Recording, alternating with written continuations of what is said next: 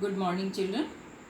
अभी हमने हिंदी सेकंड के 2 लेसन पढ़े, लेसन 1, लेसन 2। आज हम लेसन 3 पढ़ेंगे। लेसन 3 एक कहानी है विख्यात कहानीकार रविन्द्रनाथ टैगोर की, जिसका नाम है भिखारी। बच्चों, कभी कभी स्वार्थ अंधा हो जाता है, लेकिन माँ की ममता किसी भी स्वार्थ के वशीभूत नहीं होती, चाहे वह अपनी संतान के प्रति हो या फिर किसी अनाथ बच्चे के प्रति। तो आज मैं आपको भिखारिन कहानी संक्षेप में सुनाती हूँ, उसके बाद उसके क्वेश्चन आंसर बताऊंगी।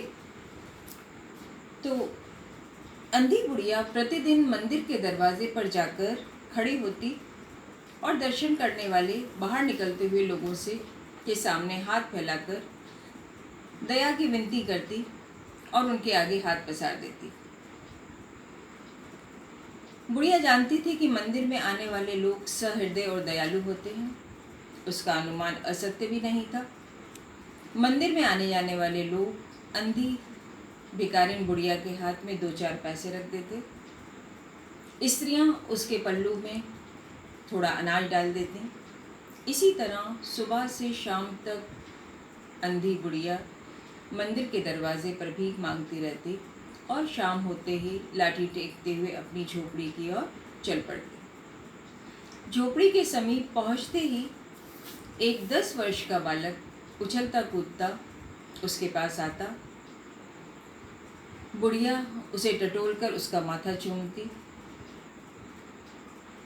5 वर्ष हुए तब बुढ़िया अकेली रहती थी, लेकिन एक दिन उसके पड़ोस वालों ने देखा कि बुढ़िया संध्या के समय एक बच्चे को गोद में लेकर चुप करा रही है। बच्चा रो रहा है, वो उसका माथा चूम चूम कर उसे चुप करा रही है। यह कोई असाधारण घटना नहीं थी, इसलिए लोगों ने उसे ध्यान नहीं रखा और तब से वह बालक उसी के पास रहता था। बुढ़िया उसे अपने से अच्छा खिलाती, पहनाती और उसका ध्यान रखती। बुढ़िया ने अपने घर में एक मिट्टी की हांडी यानी मिट्टी का बर्तन, मिट्टी की हांडी गाड़ रखी थी।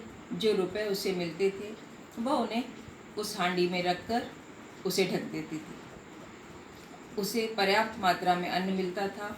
वह उसे खाकर अपना पेट भरती, पहले बच्चे को खिलाती और फिर खुद खाती और रात में बच्चे को वक्ष से लगाकर सो जाती।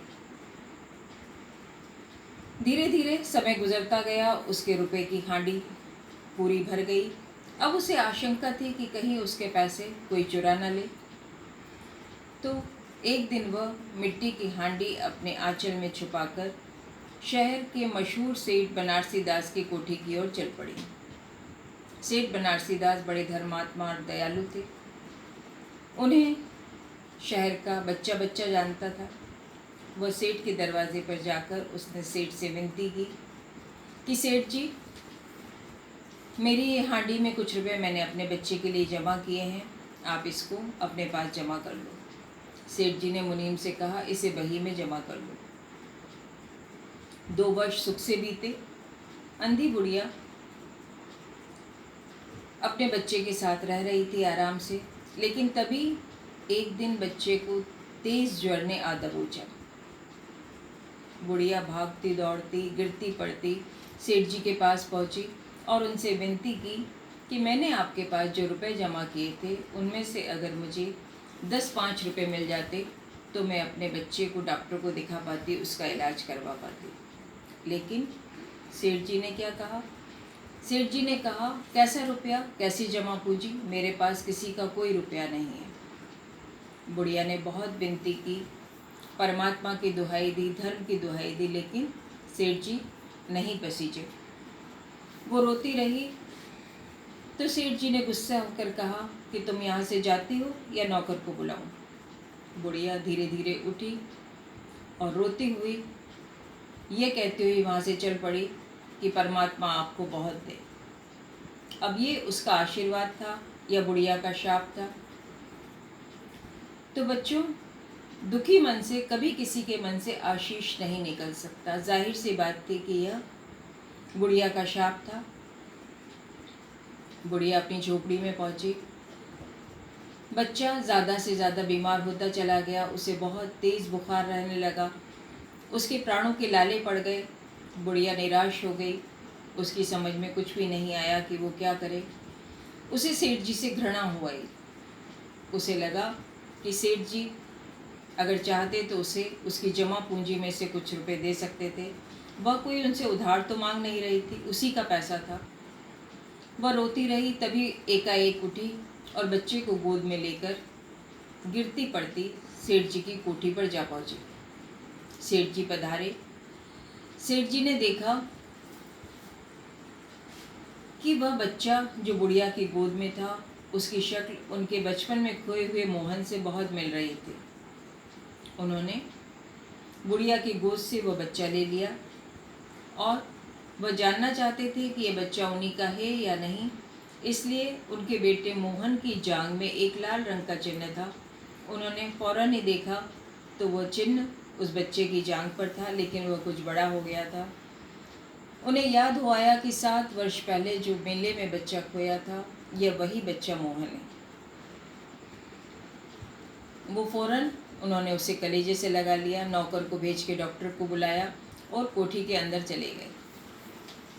अंधी बुढ़िया घबरा गई, रोने लगी।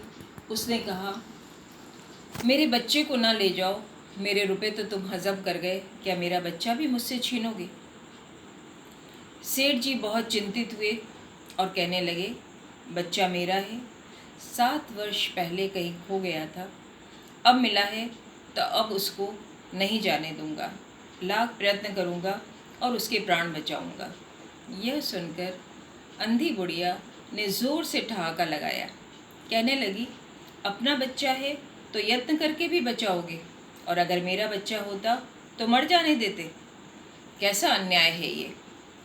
बुढ़िया बाहर रोती रही और सेठ जी बच्चे को लेकर अंदर चले गए। वो धीरे धीरे उठी और अपनी झोपड़ी की ओर चल दी। दवा का असर और ईश्वर की कृपा, बच्चे का ज्वर धीरे धीरे उतर गया। सुबह जब उसने अपनी आंखें खोली तो उसके मुंह से सबसे पहला शब्द माँ निकला, लेकिन उसके आसपास अपरिचित चेहरों को देखा और उसने फिर फौरन अपनी आंखें बंद कर लीं और उसे फिर तेज जड़ने आदम हो जाए। यह देखकर सेठ जी चिंतित हो गए। उन्होंने फौरन अपनी फिटन तैयार करवाई और वे बस्ती के बाहर उसकी झोपड़ी पर पहुँचे। झोपड़ी में कोई दरवाज़ा नहीं था। वो सीधे अंदर गए और बुढ़िया से बोले कि जल्दी चलो और चलकर अपने बेटे को बचा लो। बुढ़िया यह सुनकर घबरा गई। वो जल्दी से बाहर आई। सेठ जी ने उसे सहारा देकर गाड़ी में बिठाया और दोनों घर की ओर चल दिए। उस समय सेठ जी की और अंधी भिखारिन की एक जैसी दशा थी। दोनों ही जल्द से जल्द मोहन के पास पहुंचना चाहते थे। कोठी के पास पहुंचते ही सेठ जी ने फिर सहारा देकर उसे उतारा और मोहन के पास चारपाई पर ले जाकर खड़ा कर दिया। अंधी ने टटोल कर उसका माथा टटोला और माथे पर हाथ रखा। माँ का स्पर्श पाते ही मोहन ने अपनी आंखें खोल दी और बोला, माँ तुम आ गई? अंधी भिखारिन ने कहा, हाँ बेटा, मैं तुम्हें छोड़कर कहाँ जा सकती थी। माँ का स्नेह भरा स्वर सुनकर और उसका सामीप्य पाकर मोहन माँ की गोद में आराम से सो गया। मोहन को बहुत सुख का अनुभव हुआ। धीरे धीरे मोहन अच्छा होने लगा और 10-15 दिनों में ही मोहन पूरी तरह स्वस्थ हो गया। मोहन के स्वस्थ होने पर अंधी भिखारिन ने सेठ जी से घर वापस जाने की आज्ञा मांगी और सेठ जी ने बहुत रोका कि तुम यहीं रुक जाओ, लेकिन वह नहीं मानी। जाते समय सेठ जी ने उसके हाथ में 1 रुपयों की थैली थमा दी। अंधी ने पूछा, यह क्या है? तब उन्होंने कहा कि यह तुम्हारी धरोहर है। धरोहर यानी अमानत, यह तुम्हारी धरोहर है। तो अंधी भिखारिन ने कहा, यह तो मैंने तुम्हारे बेटे मोहन के लिए जमा की थी, यह उसी को दे देना। और अंधी भिखारिन धीरे धीरे अपनी झोपड़ी की ओर चल दी। तो बच्चों, रविन्द्रनाथ टैगोर ने ममता का बहुत ही मार्मिक चित्रण किया है। यह थी कहानी भिखारिन। इसके बाद आप रविन्द्रनाथ टैगोर का जीवन परिचय और शब्दार्थ जो बुक में दिया हुआ है लर्न कर लेना। क्वेश्चन के आंसर मैं आपको बता रही हूँ, आप ध्यान से सुनिएगा। पहला प्रश्न है, अंधी बुढ़िया प्रतिदिन कहाँ खड़ी होती थी? तो उत्तर देखिए, अंधी बुढ़िया प्रतिदिन मंदिर के दरवाजे पर जाकर खड़ी होती थी। प्रश्न नंबर सेकंड, बुढ़िया हांडी में क्या रखती थी? बुढ़िया हांडी में भीख में मांगे हुए रुपए रखती थी। रुपए से भरी हांडी बुढ़िया ने किसे रखने को दी थी? अंधी बुढ़िया ने रुपयों से भरी हांडी सेठ बनारसी दास को रखने को दी थी। अगला क्वेश्चन है, बालक का नाम क्या था? बालक का नाम मोहन था। नेक्स्ट क्वेश्चन, सेठ जी ने हांडी लौटाना चाहा तब क्या हुआ? सेठ जी ने बुढ़िया को जब हांडी लौटाना चाही तो बुढ़िया ने उसे लेने से इनकार कर दिया। अब थोड़े विस्तार में प्रश्नों के उत्तर हैं। पहला सेट नंबर सेकंड का पहला देखिए, मंदिर में आने वाले के बारे में अंधी बुढ़िया की सोच क्या थी? मंदिर में आने वाले लोगों के बारे में अंधी बुढ़िया की सोच थी कि मंदिर में आने वाले सहृदय और दयालु होते हैं। क्वेश्चन नंबर 2, शाम को जब बुढ़िया अपनी झोपड़ी पर लौट कर जाती तब क्या होता था? शाम को जब बुढ़िया अपनी झोपड़ी पर लौट कर जाती तो एक 10 साल का बच्चा उछलता कूदता आता और उससे चिपट जाता। नेक्स्ट, बुढ़िया किस डर से रुपयों से भरी हांडी सेठ जी को दे आई? चोरी की आशंका से बुढ़िया रुपयों से भरी हांडी जाकर सेठ जी को दे आई। यह आशीष न था बल्कि एक दुखिया का शाप था। लेखक ने ऐसा क्यों कहा? बच्चों, जब किसी का मन बहुत ज़्यादा दुखी होता है और दुख में जो अंदर से शब्द निकलते हैं तो वह आशीष स्वरूप नहीं हो सकते, इसलिए वह आशीष न होकर बुढ़िया का शाप था। सेठ जी ने अपने पुत्र को कब और कैसे पहचान लिया? जब अंधी बुढ़िया मोहन को लेकर सेठ जी के दरवाजे पर गई तब सेठ जी ने उसे देखते ही पहचान लिया और मोहन, उनके बेटे मोहन की जांघ में एक लाल रंग का चिन्ह था। सेठ जी ने उसे खोलकर देखा तो वहाँ पर वह चिन्ह काफ़ी बड़ा हो गया था, लेकिन वो चिन्ह मौजूद था। यह देखकर सेठ जी अपने बेटे को पहचान गए। सेठ जी बुढ़िया की झोपड़ी में क्या करने गए थे? सेठ जी बुढ़िया की झोपड़ी में बुढ़िया को अपने घर ले जाने के लिए गए थे। उस समय सेठ जी और भिखारिन की दशा एक जैसी थी। कब और क्यों?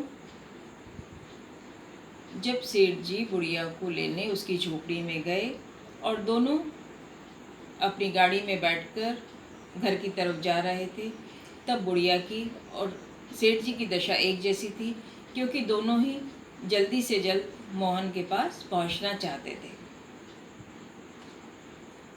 मोहन कब और कितने दिनों में स्वस्थ हो गया? जब अंधी भिखारिन मोहन की माँ उसके पास जाकर रहने लगी तब अपनी माँ के पास रहते हुए मोहन 10-15 दिनों में ही स्वस्थ हो गया। तो बच्चों, ये थे प्रश्नों के उत्तर। एक्सरसाइज मैं आपको नेक्स्ट वीडियो में बताऊंगी। तब तक आप इन प्रश्नों के उत्तर अपनी कॉपी में लिखना और उन्हें याद करने का प्रयत्न करना।